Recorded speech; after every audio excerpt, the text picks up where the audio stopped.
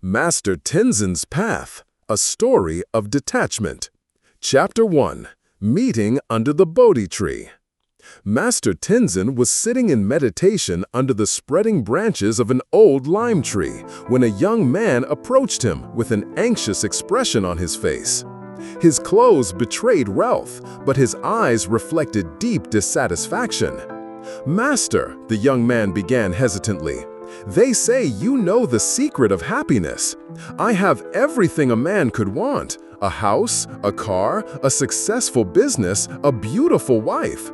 Yet I am unhappy. Why?" Tenzin opened his eyes and looked at the young man carefully. There was no judgment in his gaze, only kind understanding. "What is your name, son?" "David," the young man replied, rubbing his hands nervously. "Sit down, David," the master motioned to the seat next to him.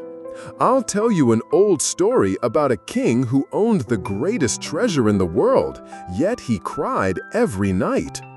David sat up and strained his ears. This king had thousands of gems in his chamber, each more beautiful than the last. He spent his days looking at and counting them, but the more he had, the more he feared losing them. He built higher and higher walls around the chamber, hired more and more guards.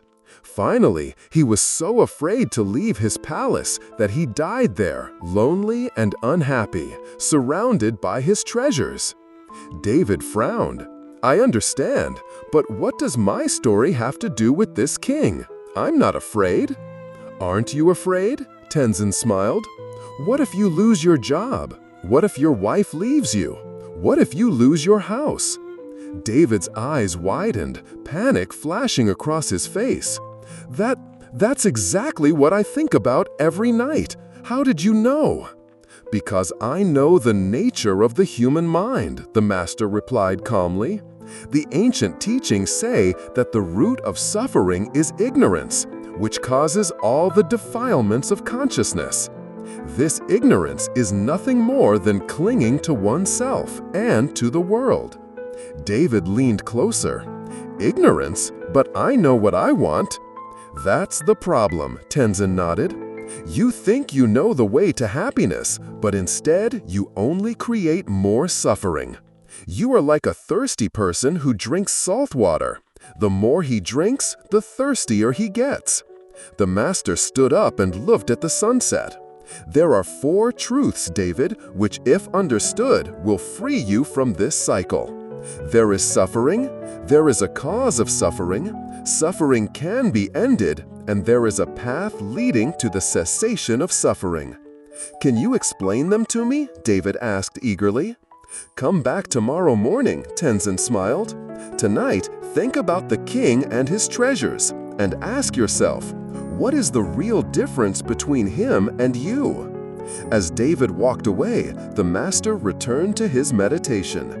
He knew that he was beginning another of the many paths he had had the opportunity to lead in his long life. Each seeker had to walk his own path to understanding, but the basic truths had remained the same for thousands of years. Detachment is not indifference, Tenzin mused, but liberation from destructive patterns of attachment that prevent us from seeing reality clearly. Tomorrow, he would show David the first step on that path, recognizing the true nature of suffering. The evening stars appeared in the sky, witnesses to the endless stories of human quest. In the stillness of the night, the entire universe seemed to be listening to the soft whisper of the wind in the leaves, the eternal teaching of the impermanence of all things. Chapter 2, Lessons in the Hospital. The next morning, David arrived at the meeting place early, filled with anticipation. Master Tenzin was already sitting there, silently praying. "Master," David began eagerly, "I have been thinking about that king all night. I see that I am like him. I fear loss, but I still don't know how to get rid of this fear." "We will not go straight to the answers today," Tenzin said, standing up. "First, you must understand the first truth, the true nature of suffering. Come with me." They walked through the narrow streets of the old part of the city to the local hospital. David stopped in front of the entrance.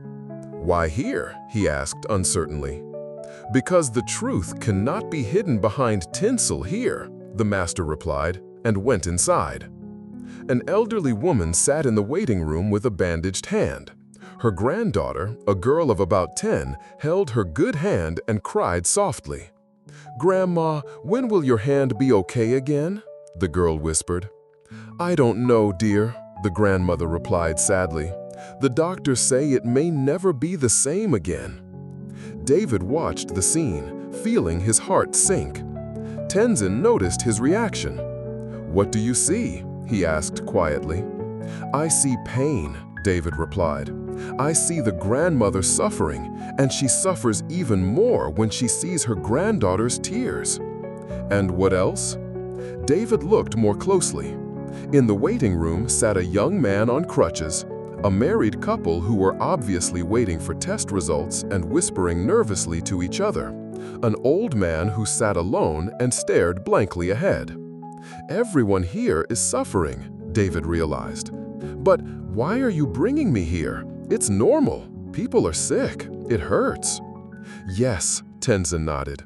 "According to the Buddhist teachings, birth is suffering, and so are old age and decay, illness, death, separation from loved ones, and not getting what we desire. But keep watching. You don't just see physical pain." David concentrated. Gradually, he began to perceive deeper layers of suffering. In people's eyes, he read fear for the future, regret for lost health, anxiety about the unknown.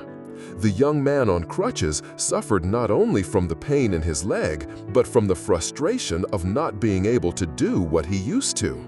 The old man suffered not only from loneliness, but from memories of better times. "I'm beginning to understand," David said slowly. "It's not just the direct pain, but everything around it, the fear, the memories, the expectations." "Exactly," Tenzin smiled. "Buddhism does not deny the existence of happy moments in human life, but it argues that because they are fleeting, they also lead to suffering and are therefore unsatisfactory." They left the hospital and sat down on a bench in a nearby park. People were walking by, some laughing, others looking worried, others quickly pursuing their goals. "Look at these people," the master gestured. "That man in the expensive suit looks successful, but notice how often he checks his phone. That woman with her boyfriend is laughing, but do you see the shadow of anxiety in her eyes when she looks at her? That mother is pushing a stroller and smiling at her child, but notice the tiredness on her face." David watched and gradually began to see what the master was pointing out. Each of these people carried some form of suffering, sometimes overt, sometimes hidden beneath the surface. "But Master," David objected, "does that mean that life is all suffering? That's a depressing view." "No, David. Understanding this truth is not pessimistic, but rather liberating. Imagine that you have a fever and you keep drinking cold drinks, which only provide temporary relief. Until you recognize that you have a fever, you will only try in vain to quench the symptoms. But once you recognize the real cause, you can begin to treat it. So acknowledging suffering is the first step to overcoming it." Exactly. Clinging to sense objects and ignorance or lack of knowledge about their impermanence are the root causes of suffering, which manifests as craving. David thought, "Do you mean that when I try to hold on to my happiness, money, a relationship, success, I am actually causing myself suffering?" "Imagine catching a butterfly," Tenzin replied. "The tighter you hold it, the more you hurt it, and eventually you kill it. But if you open your palms, it can come and go freely. Paradoxically, that gives you a better chance of its company." At that moment, a real butterfly flew past them. David instinctively reached out, but then he remembered the master's words and let his hand lie still. The butterfly circled around them and settled on the back of the bench next to David. "See?" Tenzin smiled. When you don't overcome, life comes to you. David stared at the butterfly, which was calmly preening its wings a few inches from his hand. For the first time in a long time, he felt a peace that didn't need to be maintained or protected. Tomorrow, I'll show you where this clinging really comes from, the master said, standing up. Tonight, notice your own moments of dissatisfaction. Don't see them as enemies, but as teachers. As the master walked away, David sat for a moment longer. The butterfly had flown away, but David felt no loss. For the first time, he was beginning to understand that perhaps there was a way of life that didn't require a constant struggle against impermanence. Chapter 3: The Illusionist. On the third day, David arrived at the meeting place with a new understanding. During the previous evening, he had noticed every moment of frustration, anxiety, or dissatisfaction, and was beginning to recognize the patterns of his suffering. "Master," he began eagerly, "I was observing myself yesterday and realized how often I felt unhappy. When I was waiting in traffic, I got angry at slow drivers. When my wife told me she had a meeting with her friends that evening, I felt jealous. When I saw the news on TV about the economic crisis, I became worried about my investments. It's everywhere." "Excellent," Tenzin lauded with satisfaction. "You've taken the first crucial step. You've recognized your suffering. Today, we'll find out where it comes from." Together, they walked to the center of the city, where some markets were in progress. Everywhere around were vendors loudly offering their wares, buyers haggling and negotiating, and the air was full of sounds, smells, and colors. "Let's go see this merchant," Tenzin said, focusing on a stall selling gems and jewelry. The salesman was a chatty, middle-aged man who was trying to persuade a young woman to buy an expensive necklace. "Look at the sparkle," he boasted. "These stones will bring you happiness and love. Any woman who wears this necklace will feel like a queen." The woman hesitated, but eventually bought the necklace. David saw her eyes light up as she put it on. "Do you see the joy in her eyes?" Tenzin asked. "Yes, she looks happy." "Now, keep watching." They watched the woman leave the stall. At first, she smiled and occasionally stroked her necklace. But gradually, David noticed a change. The woman began to check to see if her necklace was still on. Then he noticed another woman with even more beautiful jewelry, and her smile disappeared. At the end of the market, she looked nervous and held her necklace protectively. "What happened?" David asked. "Because of ignorance, a person clings to what does not belong to him, so he is karmically bound to his bad or good deeds, and according to them, he appears in good or bad states of being," the master replied. "This woman thinks that the necklace will bring her happiness, but instead it has brought her a new source of anxiety."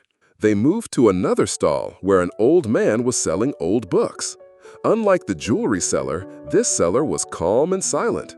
When someone asked about the book, he answered briefly and honestly, without exaggerating. "That young man over there," Tenzin pointed to the customer, "behaves differently than the woman with the necklace. Watch him." The young man browsed through the book slowly and with interest. When he found something that caught his eye, he read a few pages. Finally, he selected a book, paid for it, and left with a calm smile. Unlike the woman with the necklace, he did not seem obsessed with his purchase. "What's the difference?" the master asked. David thought. The woman bought the necklace because she believed it would change her life. The man bought the book because he was simply interested. She was obsessed with the result. He was just enjoying the process. Exactly. Sensory perceptions influence us so much that we believe in the existence of an I. The more we cling to this illusion, the greater our suffering will ultimately be. They sat down on a bench nearby, and Tenzin continued. "You see, David, the problem is not that we buy something or achieve something. The problem is how we approach it. That woman didn't just buy a necklace, she bought an illusion. The illusion that an external object can change her inner state." "But I'm not like that woman," David objected. "I don't think of my happiness as purchases." Tenzin smiled kindly at him. "No?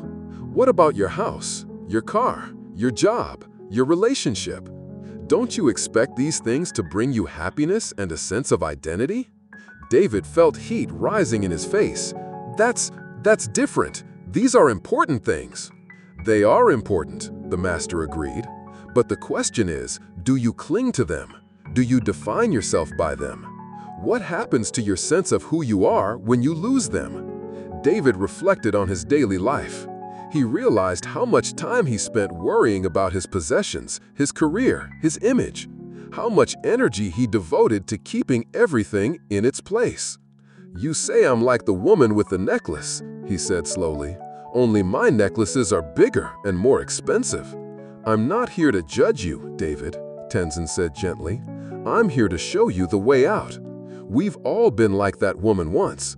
We all believed that external things could give us what we seek within."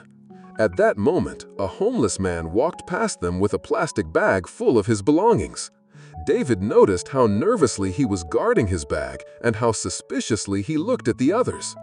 "That man clings too," he noted, "even if he only has that one bag." "Yes," Tenzin nodded. "Clinging is not about the amount of things we have. It's about our mental dependence on the things we consider ours. That homeless man may cling to his bag more than you cling to your house." "So how do you get out of this?" David asked desperately. "I'll show you tomorrow," the master smiled. "But tonight, try an experiment. Pick one thing you cling to.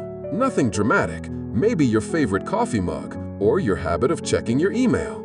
And let it go for a day. Just watch what happens." As David walked home, he thought about the master's words.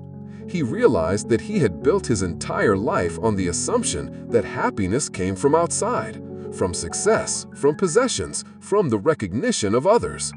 But what if he was wrong? What if real happiness was somewhere else entirely? That evening, he decided not to watch his favorite evening series. Instead, he sat quietly on the balcony and watched the sunset. At first, he felt restless and bored. But gradually, as his mind calmed down, he began to notice things that he normally ignored. The sounds of the evening city, the smell of flowers from the neighbors, the feel of the evening air on his skin. For the first time in years, he didn't feel the need to do anything, achieve anything, or control anything. He just was. Chapter 4: The Gardener and the Web of Life. On the fourth day, David came in with a new light in his eyes. "Master," he began enthusiastically, "last night I did the experiment you suggested. I didn't watch my favorite series and instead just sat and watched. It was hard at first, but then I felt so peaceful, like I didn't have to prove anything or be anyone in particular." "That's a good start," Tenzin smiled. "Today we're going to go even deeper. I'm going to show you why your idea of you is as much an illusion as that woman's belief that the necklace would bring her luck." They headed to the botanical garden on the outskirts of town. It was a beautiful garden with many kinds of plants, flowering trees, and small ponds with water lilies. They met an elderly gardener tending the rose beds. He was completely absorbed in his work, gently pruning branches, removing damaged flowers, and silently looking at each plant. "Good morning," Tenzin greeted them. "Beautiful roses." The gardener looked up and smiled. "Thank you. I've been taking care of them for 30 years. "That's admirable," David said. "You must be happy with them." The gardener thought for a moment. "You know, young man, at first I thought I was growing the roses, but as the years went by, I realized that it was more the roses that were growing me." David looked at Tenzin in confusion. The master just nodded to the gardener. "Can you explain?" David asked. "When I was young," the gardener continued, "I wanted to have the most beautiful roses in the whole city. I was proud of my work and got angry when anyone criticized my flowers. The roses were mine, and their success was my success." The gardener straightened up and wiped his hands on his apron. "But gradually, I began to understand that the roses don't grow because of me. They grow because that is their nature. I am just part of the process, providing water, nutrients, care. But the rose has its own wisdom. It knows when to bloom, when to rest, when to shed its old flowers. "And what has changed?" David asked. "I stopped thinking of myself as the owner of the roses and began to feel like their partner. When a rose doesn't bloom, I'm not sad because it failed. I just pay attention to what it needs. When it blooms beautifully, I'm not proud because I succeeded. I just enjoy its beauty." After a while, the gardener returned to his work, and Tenzin and David continued their walk through the garden. "Do you understand what he said?" David asked. "I think so," David replied slowly. He stopped clinging to the results and began to focus on the process.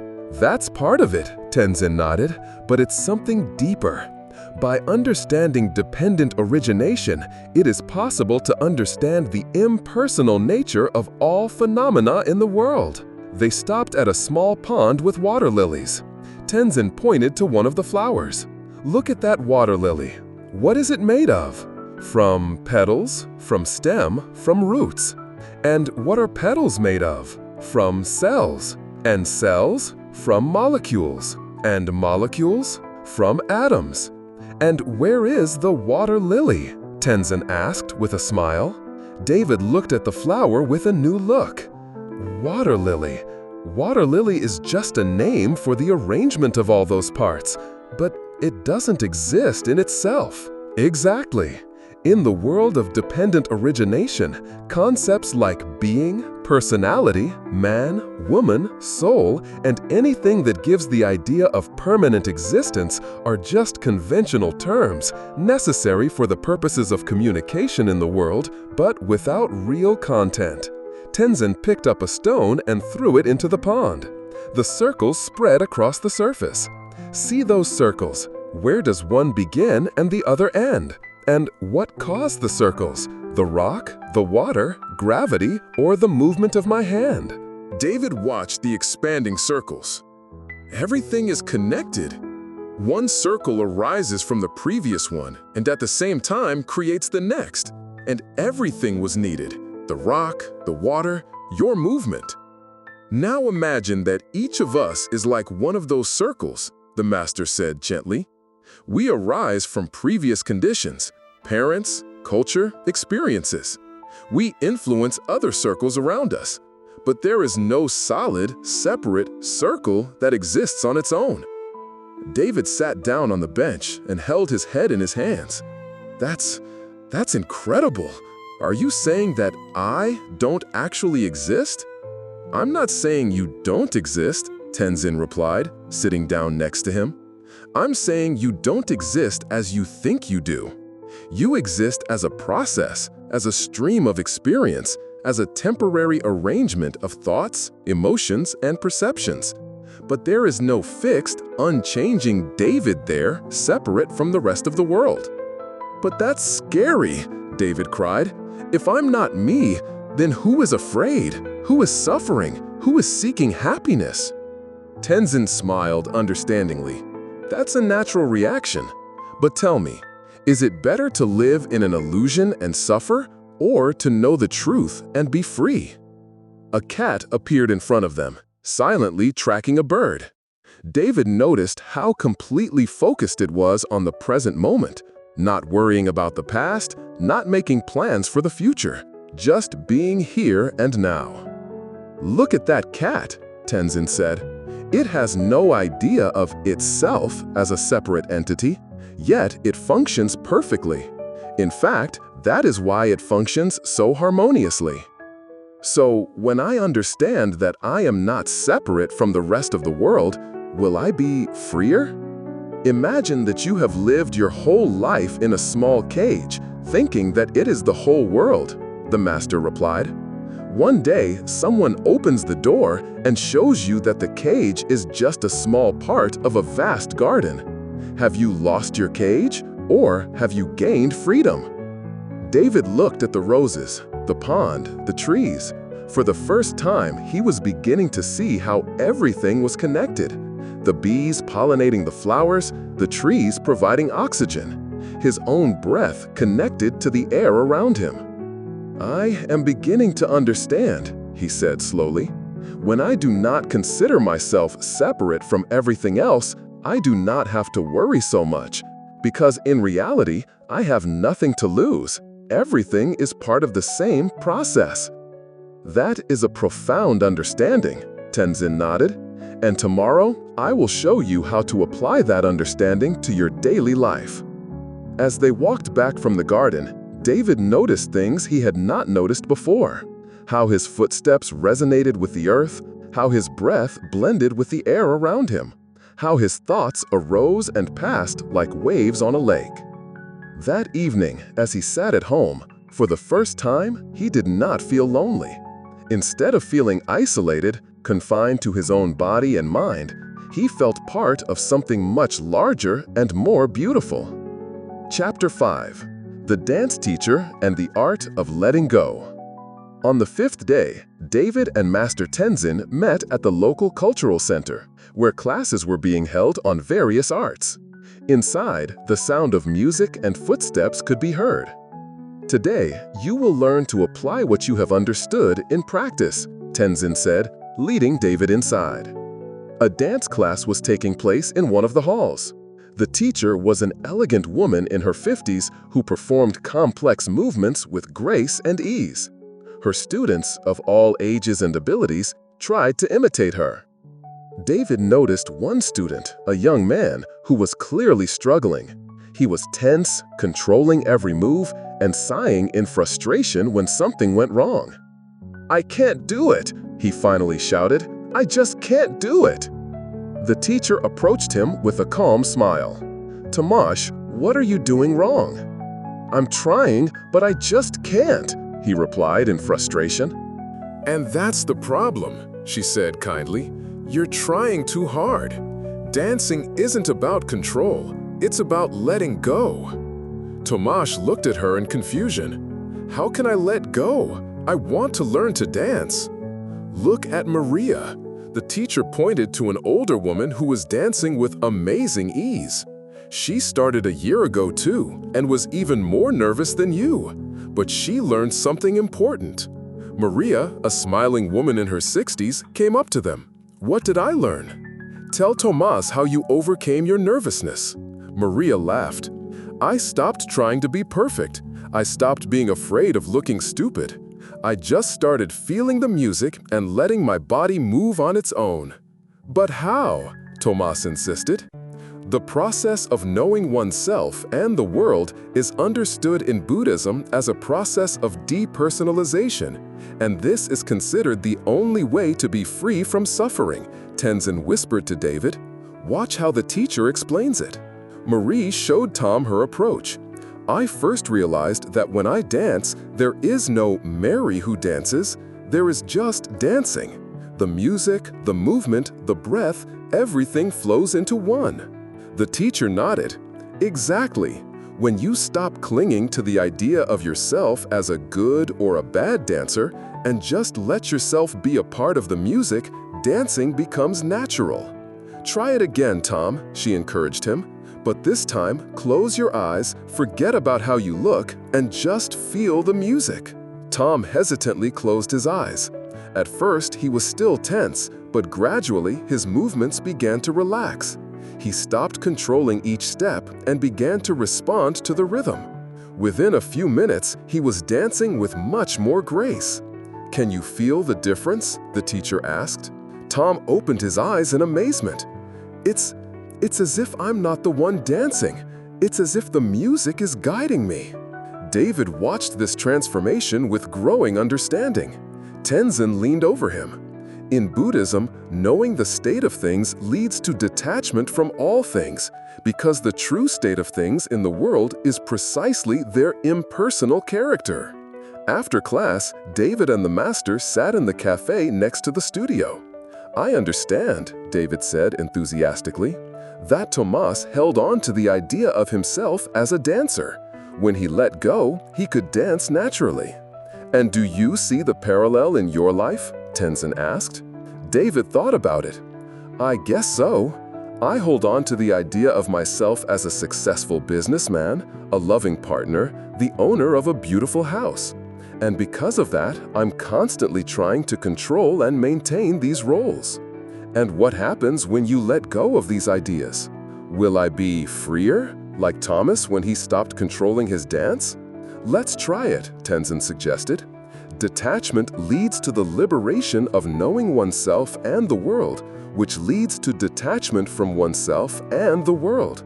But be careful, it is not about indifference or passivity. They left the cafe and set off for a walk through the city. Tenzin urged David to try walking without his usual mental comments. Don't say to yourself, "This is where I live, this is my favorite restaurant, my competitor works over there." The master instructed him, simply observe what is, without adding stories about how it relates to you. David felt disoriented at first. He was used to evaluating everything in relation to himself. But gradually, he began to perceive the city differently, as a flow of energy, colors, sounds, and movement, where he was just one of many parts. They stopped at the fountain in the square. David watched the water rise and fall, the light refracting in the drops, the people walking by. "How are you feeling?" Tenzin asked. "Strange," David answered honestly, "but also freer. Like I didn't have to relate everything to myself. Like I could just be a part of it all without having to play a role." "That's the beginning of true detachment," the master smiled. "It's not an escape from life, but a fuller engagement with it. When you don't need to protect the image of you, you can respond to situations more spontaneously and authentically." At that moment, a woman came up to them with a small child who was crying. Instinctively, David reached into his pocket and pulled out the tissue she offered. "Thank you," the woman smiled gratefully. David realized that he had acted quite naturally, without thinking about what his action would look like or what it would bring. He had simply seen the need and responded. "See," Tenzin said quietly, "when you stop clinging to the image of yourself, your natural kindness can flow freely." "It's like dancing," David realized. When Tom stopped clinging to the idea that he was a bad dancer, he could respond naturally to music. When I stopped clinging to the idea that I was a successful businessman or whatever, I could respond naturally to life. Exactly. And tomorrow, I'll show you how to build a solid foundation for this way of life. That evening, David felt different than ever. Instead of his usual planning for the next day or analyzing the day that had just ended, he simply sat and was present. For the first time, he felt no need to be someone or accomplish something. He simply was, and that was enough. Chapter 6. The Old Monk and the Foundations of Wisdom. On the sixth day, Master Tenzin took David to an old monastery on the outskirts of town. It was a quiet, simple complex of buildings surrounded by a garden of vegetables and medicinal herbs. "Today, you will meet my teacher," Tenzin said. "He is very old, but his wisdom is still as clear as a mountain spring." In one of the buildings, they found an old monk sitting in meditation. He was a small man with a wrinkled face and kind eyes. When he heard them coming, he opened his eyes and smiled. "Tenzin, my son," the old monk greeted him, in a voice as soft as the whisper of the wind. "And you must be the David he told me about." David bowed respectfully. Something in the old monk's presence filled him with peace. "Sit down," the monk invited them. "Tenzin told me that you have begun to understand the nature of detachment. That is a good start, but now you need to build a solid foundation for your practice." "What foundation?" David asked. "Knowing the state of things in the world is possible only through focused mind, and proper focus of mind is possible only through ethical action," replied the old monk. "Imagine that you want to build a house. You can have the most beautiful plans and the best materials, but without a solid foundation, the house will collapse." The monk stood up and led them out into the garden. "Come, I will show you what I mean." A young monk was working in the garden, watering vegetables. David noticed how carefully and attentively he was doing his work, paying attention to each plant, not watering more than is needed, moving calmly and purposefully. "Brother Jeek," the old monk addressed him, "can you tell us why we start each day by working in the garden?" The young monk smiled. "Because it teaches us the fundamental truths of life, Master. It teaches us patience, mindfulness, and respect for life." "And how does this relate to spiritual practice?" David asked. "Look," the young monk said, pointing to the bed of carrots. "I planted these plants 3 months ago. I could have dug them up every day and checked how the roots were growing, but that would have destroyed them. Instead, I gave them what they needed: water, nutrients, care, and waited patiently." It's like our minds, the old monk added. We can't force them to become enlightened, but we can create the right conditions. They sat down under an old tree, and the old monk continued. Buddhism has established 5 fundamental rules. Refrain from killing and injuring living beings. Refrain from taking things that are not given. Refrain from improper sexual behavior. Refrain from hurtful and untrue speech. Refrain from abusing intoxicants. "Those are just external rules," David objected. "How can they affect inner liberation?" The old monk smiled. "I'll tell you a story. There was once a man who wanted to see his own face. He had a mirror, but it was covered in dust and dirt. He could try to clean it for years with prayer or meditation, but the mirror would remain dirty. Or he could just take a cloth and wipe the dirt away." "I see," David said slowly. "Ethical behavior is like cleaning the mirror of the mind." "Exactly. When we harm others, we create unrest in our minds. When we lie, we lose confidence in ourselves. When we take what is not ours, we feed greed. Every unethical action is like another layer of dust on the mirror of consciousness." The young monk brought tea and sat down with them. "May I add my experience?" he asked. The old monk nodded. "When I came here 5 years ago," the young monk began, "I thought ethics were a restriction on my freedom. I just wanted to meditate and achieve enlightenment. But the master let me work in the garden for 6 months and follow the 5 basic rules." "And what happened?" David asked. "I gradually began to notice how my every action affected my state of mind. When I was kind to others, I felt peaceful. When I spoke the truth, my mind was clear.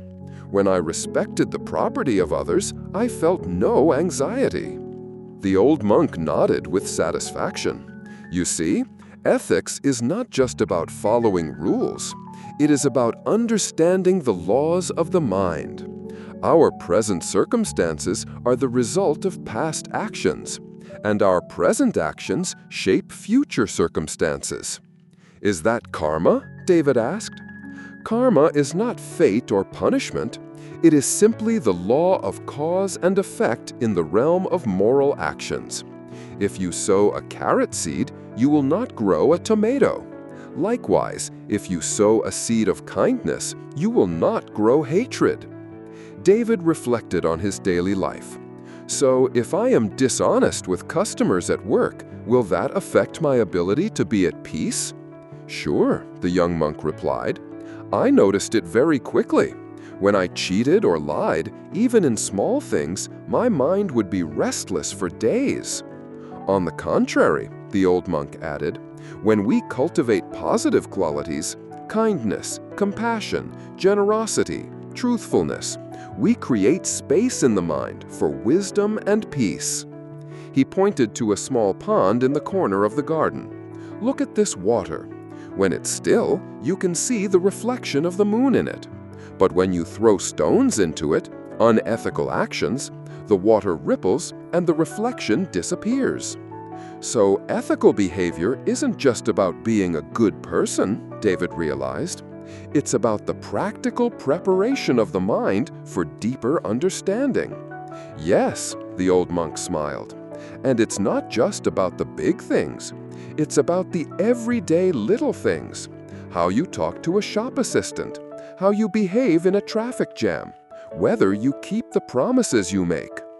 The young monk added, I do a short reflection of the day every evening. I ask myself, where did I act out of kindness today? Where out of greed or anger? How can I act better tomorrow? That's an excellent practice.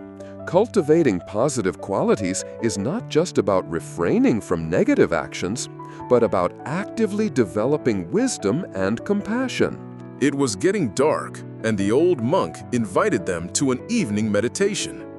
They sat in silence in a simple room, and for the first time, David experienced what it was like to meditate with people who have truly pure minds. The peace that radiated from both monks was almost tangible. David realized that this peace was not just the result of years of meditation, but also decades of ethical living. Tomorrow, Tenzin said as they left, I will show you how to practically develop mindfulness, which is the key to applying everything you have learned. That night, David reflected on his own ethical behavior. He realized that while he was not a bad person, he had acted dishonestly in many small ways. Little lies at work meetings, broken promises, indifference to the needs of others. For the first time, he understood that these little things were not so little. Each one was like a tiny pebble thrown into the pond of his mind, disturbing its purity and peace. Chapter 7, The Mindfulness Teacher and the Presence of the Moment. On the seventh day, David met with Master Tenzin at a small center where mindfulness was taught. The atmosphere was quiet, focused, and David noticed that even the way people walked and talked was different, slower, more attentive. Today, you will learn practical techniques for cultivating mindfulness, Tenzin said. You will meet a teacher who will show you how to translate understanding into daily practice. The teacher was a woman in her 40s with a calm but very present manner. She introduced herself as Anna.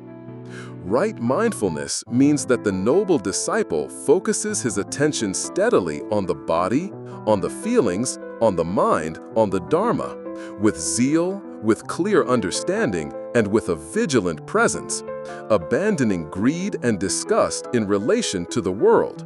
Anna began, her voice calm but energetic. That sounds complicated, David noted. It's actually the most natural thing in the world, Anna smiled. Mindfulness is just about being fully here, fully now. The problem is that most of the time we live in the past or the future. Anna led them into a quiet room with large windows. First, we'll notice the body. Sit comfortably and close your eyes. David settled down and closed his eyes. Anna guided him in a gentle voice. Start by observing your breath. Don't force a rhythm on it, just watch it come and go on its own. At first, David felt restless. His mind wandered to work, to problems, to plans for the evening. But Anna patiently guided him back. That's normal. The mind tends to wander. Gently bring it back to the breath, as if you were guiding a small child back on the path. Gradually, David began to feel the difference. Instead of fighting his thoughts, he simply observed them and brought his attention back to the breath. The meditation practice of Buddhism is designed to help change the way you experience the world, he realized. Now, expand your attention to your whole body, Anna continued. Notice the sensations in your feet, your hands, your face. You don't need to change anything, just observe. David was beginning to discover a world of sensations in his body that he had not previously noticed. A slight tension in his shoulders, a warmth in his belly, the feeling of the ground beneath his feet. That's the first foundation, mindfulness of the body. The body is always present. When we return to it, we return to the now. The second foundation is feelings, not emotions, but the underlying tone of each experience, pleasant, unpleasant, or neutral. Anna showed them a simple exercise. She had them taste different things: a piece of dark chocolate, a sweet marshmallow, a salty cracker. Notice the moment it touches your tongue, she instructed. Notice whether the feeling is pleasant, unpleasant, or neutral, and then notice what happens in your mind right after. David noticed that when he tasted a sweet marshmallow, pleasant, he immediately wanted another. When he tasted the dark chocolate, initially unpleasant, his mind wanted to spit it out quickly. And when he ate the saltine cracker, neutral, his attention began to wander elsewhere. See, Anna smiled. At that precise moment when we register pleasant, unpleasant, or neutral, craving, aversion, or ignorance is born. That's where clinging begins. So, if I'm aware of these feelings but don't automatically respond to them, David began. Exactly. You can choose your response instead of being driven by automatic patterns. Anna went on to teach them to observe states of mind. Notice when the mind is calm or restless, happy or sad, focused or distracted. But don't get attached to these states. Observe them like clouds in the sky. During the exercise, David experienced several different mental states. First, anxiety, when the session would end and he had to go back to work. Then, curiosity, how the exercise would continue. Then, peace, when the mind calmed down. And then, boredom, when he began to doubt the meaning of everything. The result of all this was absolute peace and reconciliation with what is, what was, and what will be. This is a state that guarantees the lightness of being. Thanks to these techniques, dear listeners, you can become fully free regardless of where you are and what stage of life you are in. Have a great time, and I will look forward to seeing you in the next video.